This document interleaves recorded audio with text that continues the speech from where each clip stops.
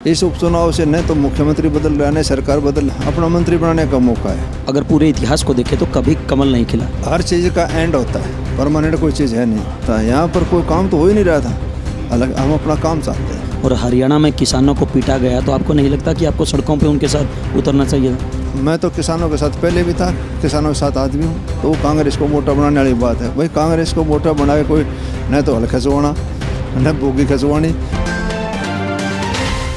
विधायक सोमवीर संगवान जी मौजूद है, पंचायती उम्मीदवार इनको माना जाता है। संगवान साहब, क्या लगता है बड़ौदा उपचुनाव के अंदर कमल खिलेगा? क्योंकि ये कहीं ना कहीं एक बहुत बड़ी चुनौती है। अभी तक बड़ौदा हलके के इतिहास में कभी कमल नहीं खिला है। आप विधायक बाद में हैं, पंचायती उम्मीदवार पहले हैं, तो क्या किस नज़र से देखते हैं? हर चीज़ का एंड होता है, परमानेंट कोई चीज़ है नहीं। जब हरियाणा प्रदेश के अंदर बीजेपी सरकार बनेगी, दोबारा बनेगी, तो यहाँ के भाइयों को मौका, मुझे 100% विश्वास है अब की बार यहाँ कमल खिलने जा रहा है और इसी हल्के का मंत्री बनेगा। लोग काम चाहते हैं, अकेले चौधर का सुक्का ड्रामा करने से कुछ नहीं होता। यहाँ पर कोई काम तो हो ही नहीं रहा था। दो कॉलेज, यूनिवर्सिटी, तमाम डेवलपमेंट के 300-400 करोड़ रुपये हल्के में लग रहे हैं। मंत्री बनाए 4 साल और डेवलप होगा तो लोगों के अंदर एक, मैं देख रहा हूँ कि जिज्ञासा है कि वे अलग, हम अपना काम चाहते हैं और काम होगा सरकार में शामिल होने से। इस उपचुनाव से न तो मुख्यमंत्री बदल रहा है न सरकार बदल रही, सिर्फ और सिर्फ ये है अपना मंत्री बनाने का मौका है। दूसरी तरफ कांग्रेस को वोट दे दिया तो वो कांग्रेस को मोटा बनाने वाली बात है। भाई कांग्रेस को मोटा बनाए कोई न तो हल खचवाना न बोगी खचवानी। वो अगर कोई बात बनेगी 4 साल के बाद देख लेंगे, लेकिन फिलहाल तो हल्के के विकास की बात है। वो जो संभव है कि सरकार में शामिल होकर बहती गंगा के अंदर हाथ होने की कोशिश कर रहे हैं लोग। मैं ये नज़र आ रहा है, मैं तो पंचायती आदमी हूँ, सामाजिक हूँ, समाज के अंदर रहता हूँ, मुझे तो पूरे समाज के अंदर ये नज़र आ रहा है। आपको नहीं लगता कि पंचायती उम्मीदवार होने के नाते पंचायती बातें करनी चाहिए कि भाई ये फ़ायदे होंगे, ये नुकसान होंगे? मैं तो हूँ ही पंचायती, मैं तो राजनीतिक हूँ ही नहीं। हमने तो पूरे समाज में पंचायतों में 30 साल लगाए हैं और पंचायती बात करते हैं। हम तो समाज की बुराई को रोकने के, अच्छा समाज बनाने की लगे रहते हैं और उसमें हमारी आत्मसंतुष्टि है, ये हमारी भूख है। और लोगों से भी ये कहते हैं भी बुराई को रोको, भलाई में लगे। एक बढ़िया समाज बनेगा तो व्यवस्था बनेगी। सब कुछ राजनीति नहीं है। विधायक जी, बड़ौदा हल्के के बारे में कहा जाता है कि कांग्रेस का गढ़ है, उससे पहले इनेलो का गढ़ रहा है और पिछले अगर पूरे इतिहास को देखें तो कभी कमल नहीं खिला।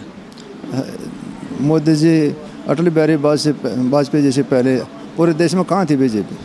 ये तो समय बदलता रहता है, समय का चक्कर होता है, फेर बदल होता रहता है। परमानेंट तो कोई है नहीं, सारा सौदा तकदीर का है। समय समय पर पार्टियाँ को उदय होता रहे। अच्छी पूरे हिंदुस्तान के अंदर कांग्रेस थी, आज कुछ स्टेटों में समेत होकर रहेगी। ये सब सौदा समय का चक्कर होता है, उसी के अनुरूप टाइम आ गया, अब यहाँ शुरुआत हो जाएगी। किसानों के मुद्दे को लेकर सोमवीर संगवान का क्या स्टैंड है? किसानों को लेकर मुझे मेरा एक स्टैंड है। अगर जो किसानों के अंदर इसे मैं समझता हूँ, जो अध्यादेश जारी हुए इनको समझाने में कहीं मिसअंडरस्टैंडिंग रही। इसको पहले पब्लिक को हर तरह से समझा के और ये आउट करते या आते तो कोई दिक्कत भी नहीं आती। क्योंकि मोदी जी कोई भी ऐसा काम, मैं नहीं समझता कि भाई हमें तो ज़्यादा नॉलेज नहीं है अध्यादेश के बारे में, कितना ज़्यादा पढ़ा नहीं है वो अध्यादेश। लेकिन मैं ये कहता हूँ कि गरीब और मजदूर के भलाई के में मोदी जी कोई भी समझौता नहीं करते। गरीब की भलाई में जिसने अपना जीवन लगा दिया तो वो समझौता नहीं। मैं समझता हूँ कि इसमें किसानों को नुकसान नहीं होगा। सोमवीर संगवान पंचायती उम्मीदवार है और हरियाणा में किसानों को पीटा गया, तो आपको नहीं लगता कि आपको सड़कों पे उनके साथ उतरना चाहिए था? ऐसा है, मैं तो किसानों के साथ पहले भी था, किसानों के साथ आज भी हूँ। लेकिन जिस तरह की व्यवस्था आप भी देख रहे होंगे, जिस तरह का बढ़ावा, जिस तरह का दिखावा जो जिस तरह दूसरे कांग्रेस के लोगों ने कराया, क्या इससे ज़्यादा कांग्रेस के राज में कोई घटना नहीं घटी? इससे ज़्यादा कितने कांड हुए, लेकिन इसको इतना दे दिया। इसमें एक ही बात थी, मैं समझता हूँ, किसानों को बैठ के उनसे बातचीत करके और उनके बताते हुए इसमें आपको क्या नुकसान है।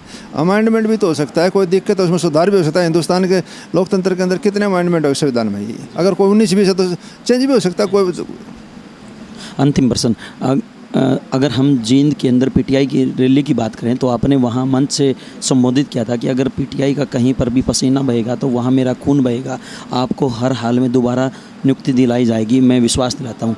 क्या रहा उसका? मैं अपनी बात पर आज भी कायम हूँ।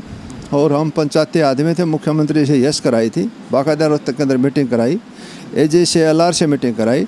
जो संविधान सुप्रीम कोर्ट के खिलाफ स्टेट गवर्नमेंट जा नहीं सकती, मुख्यमंत्री जी ने मजबूरी बताई, उन्हें कहा था कि ये पेपर दें, बाकी पेपर देने के बाद में सेट हो जाएंगे वो, और अगर किसी प्रकार की कोई कमी भी रही वो हम सेट कर देंगे। और मैं भी बताना चाहता हूँ, आज मैं PTI भाइयों के साथ हूँ और मेरा अभी भी प्रयास होगा कि इनकी समस्या का समाधान। ये थे सोमबीर सांगवान, जिनका साफ तौर से कहना है कि अब की बार बड़ौदा हलके में इतिहास रचा जाएगा और यहाँ पर कमल खिलाया जाएगा। हालांकि ये तो आने वाला समय ही बताएगा कि आखिरकार बड़ौदा की जनता किसे सिर आंखों पर बिठाती है। बहरहाल एक बात तो तय है, जैसे जैसे चुनाव का समय नज़दीक आता जा रहा है, चुनाव की तारीख नज़दीक आती जा रही है, वैसे वैसे राजनीति का सियासी पारा गर्माता जा रहा है और लोगों को नए नए प्रलोभन दिए जा रहे हैं। वीडियो जर्नलिस्ट अमित कुमार के साथ अजय लोहान, बिंदास हरियाणा।